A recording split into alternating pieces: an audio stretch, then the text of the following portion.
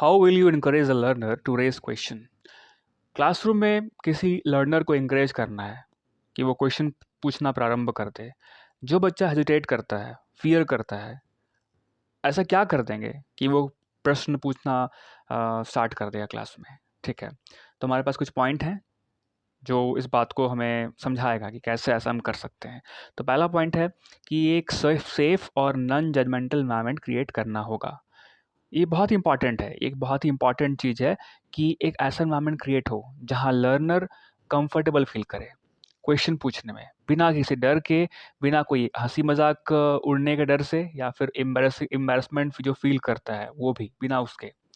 तो इस बात पे जोर देना पड़ेगा हमें, मतलब एज अ टीचर इस बात पे जोर देना पड़ेगा कि मतलब क्लास जो बच्चा है उसके माइंड में ये बताना पड़ेगा कि कोई भी क्वेश्चन जो तुम पूछ रहे हो वो सिंपल नहीं है, स्टूपिड नहीं है।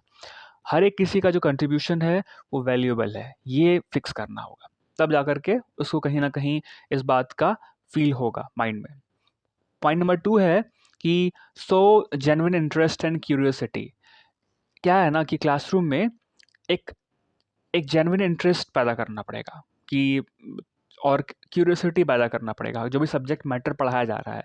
मान लेते हैं कोई टॉपिक है, मान लेते हैं कि अगर अकबर के बारे में पढ़ाई हो रहा है, तो क्या है ना कि ऐसा पढ़ाएंगे ना कि क्लास में सारे बच्चों का इंटरेस्ट जग जाए। तो ऐसा इससे क्या होगा, जब लर्नर्स जो हैं वो एंथुजियाज्म देखेंगे, वो टीचर में जो जोश देखेंगे, तो हो सकता है कि they are more likely to feel encouraged. इससे क्या होगा कि वो ज़्यादा इनकरेज होंगे क्वेश्चन पूछने में और आगे एक्सप्लोर भी करेंगे। थर्ड पॉइंट है प्रोवाइड पॉजिटिव रीइंफोर्समेंट। इसमें करना क्या है टीचर को कि जब भी कोई बच्चा क्वेश्चन पूछे तो उसके क्यूरियोसिटी को वैलिडेट करना है, स्वीकार करना है, मान्यता देना है उसकी क्यूरियोसिटी को, और एक्सप्रेस करना है अप्रिशिएशन, उसका बड़ाई करना है कि हाँ तुमने जो एंगेजमेंट किया है, जो तुमने जो पार्टिसिपेट किया है उसको, वो बहुत अच्छा था, बहुत सराहनीय था। तो इसकी वजह से क्या होगा, और उनको बताना है कि let them know that their questions, कि उनको ये बताना है कि आपने जो क्वेश्चन पूछा वो वैल्यूएबल था, आपका कंट्रीब्यूशन लर्निंग के प्रोसेस में। तो इससे उसको अच्छा फील होगा, उसमें कॉन्फिडेंस जगेगा, तो डेफिनेटली वो सेफ फील करेगा क्वेश्चन पूछने में। फोर्थ पॉइंट है B responsive and supportive.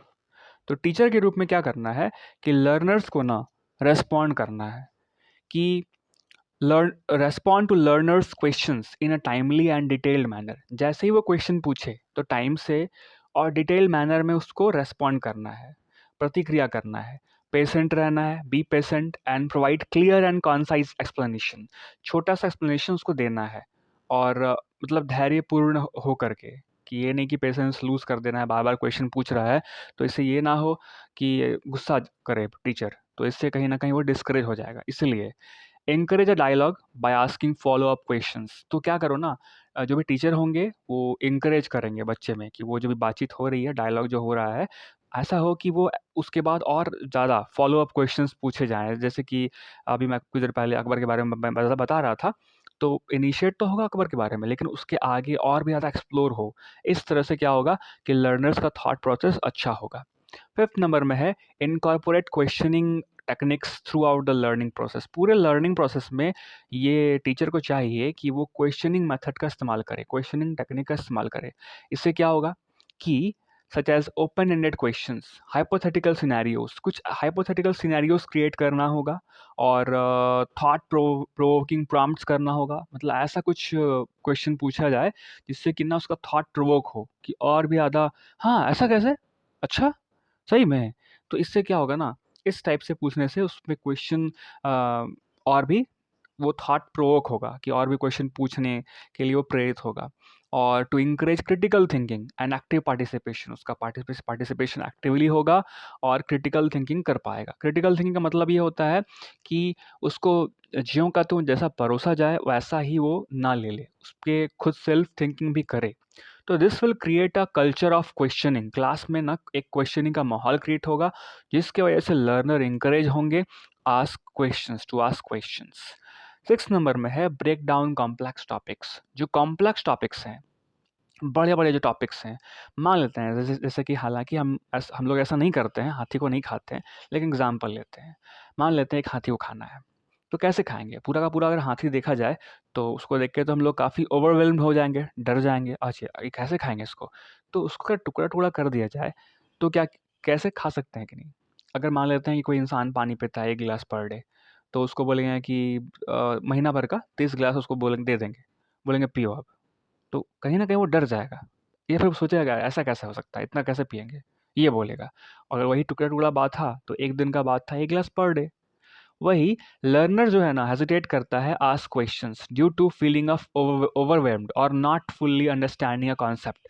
Concept काफ़ी बड़ा होगा, टॉपिक काफ़ी बड़ा होगा, उसको नहीं समझने की वजह से वो घबराता है क्वेश्चन पूछने में। तो जब क्योंकि वो टॉपिक बहुत कॉम्प्लेक्स होता है, जब उसको स्मॉलर चंक्स में अगर कर दिया जाए, बाँट दिया जाए डाइजेस्टिबल चंक्स में, तो इससे क्या होगा? लर्नर एनकरेज होगा क्वेश्चन पूछने के लिए about specific parts of the topic. Topic का जो सब पार्ट का सब पार्ट होगा, टुकड़ा का टुकड़ा। तो इससे वजह से क्या होगा कि उसका ग्रास्पिंग पावर बढ़ जाएगा। 7th में है provide opportunities for peer interaction. तो क्या है ना, एक ऐसा माहौल क्रिएट करना है क्लासरूम में कि पीयर पीयर पीयर यानी कि जो भी दोस्त हैं, जो भी उसके सहपाठी हैं, तो उसमें ना ग्रुप डिस्कशन हो, एक फोरम्स क्रिएट हों, जहाँ पे क्या होगा कि सपोर्टिव कम्युनिटी होगा, जहाँ पे learners can learn from each other, एक दूसरे से सीख सकते हैं कंफर्टेबली, फिर क्वेश्चन पूछ पाएंगे फ्यूचर में। इसमें क्या होगा ना, कोई फियर नहीं होगा क्योंकि सभी एक दूसरे से इंटरेक्ट हो चुके हैं, सभी एक सारे पीयर को जान रहे होते हैं, मतलब अपने फ्रेंड्स को समझ चुके हैं, तो कोई डर नहीं है कि वो क्या सोचेगा नहीं सोचेगा। तो इससे ही फ़ायदा होगा। 8th में है सेलिब्रेट क्यूरियोसिटी एंड इंक्वायरी। इससे पहले भी हम लोग इस बात को पढ़े थे कि जब भी वो क्यूरियस चाइल्ड होगा तो उसको अप्रिसिएट करना है। तो यहाँ पे क्या होगा कि highlight the importance of questioning and inquiry in the learning process. Learning process में इस बात पे जोर देना है कि कितना महत्व है, बच्चों को बताना है कि क्वेश्चनिंग और इंक्वायरिंग जो प्रोसेस है काफ़ी इम्पॉर्टेंट है। तो इसके लिए आपको ये चाहिए कि आप स्टोरीज शेयर करो उससे रिलेटेड, जिसमें वो बताए, या फिर कोट बताओ, कोट्स जो भी महापुरुष हैं या फिर जो भी कोई लेखक राइटर हैं, कोई फेमस पीपल हैं, तो वो ये बताता हो उनका कोट कि ये क्वेश्चनिंग प्रोसेस कितना इम्पॉर्टेंट है। इससे क्या होगा, एक foster a growth mindset, mindset एक अच्छा बनेगा इसमें। 9th नंबर में है set aside dedicated question and answer sessions. तो एक क्या करना चाहिए ना, क्लासरूम में एक खास टाइम फिक्स कर देना चाहिए। जैसे कि लोकसभा वगैरह है ना, उसमें 0 आवर होता है, तो उसमें बस क्वेश्चन आवर, बस क्वेश्चन पूछा जाता है। तो वैसा ही यहाँ पे एक स्पेसिफिक टाइम फिक्स कर दिया जाए, जिस समय क्या हो कि learning process for learners to ask questions, question वो पूछे। इसकी वजह से क्या होगा, एक क्वेश्चन एक आंसर सेशन होना चाहिए। इसकी वजह से क्या होगा कि लर्नर जो हैं क्लैरिफिकेशन को मिलेगा और गाइडेंस भी मिलेगा।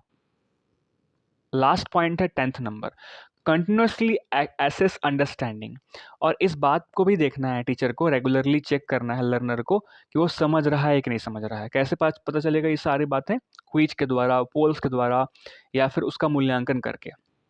इसकी वजह से क्या होगा कि ये हेल्प करेगा टीचर का कि वो लर्नर्स के एरियाज़ को आइडेंटिफाई कर पाएंगे कि वो समझा है कि नहीं समझा है, या फिर उसको और भी कोई एक्सप्लेनेशन चाहिए, क्या फर्दर एक्सप्लेनेशन चाहिए। तो फिर प्रॉम्प्टिंग दैम टू इसके, और उसको प्रेरित करेंगे कि वो क्वेश्चन पूछे और फर्दर और क्लैरिफिकेशन को सीख करे, मतलब पूरा क्लैरिफाई हो जाए। तो that's all for this question. Thank you.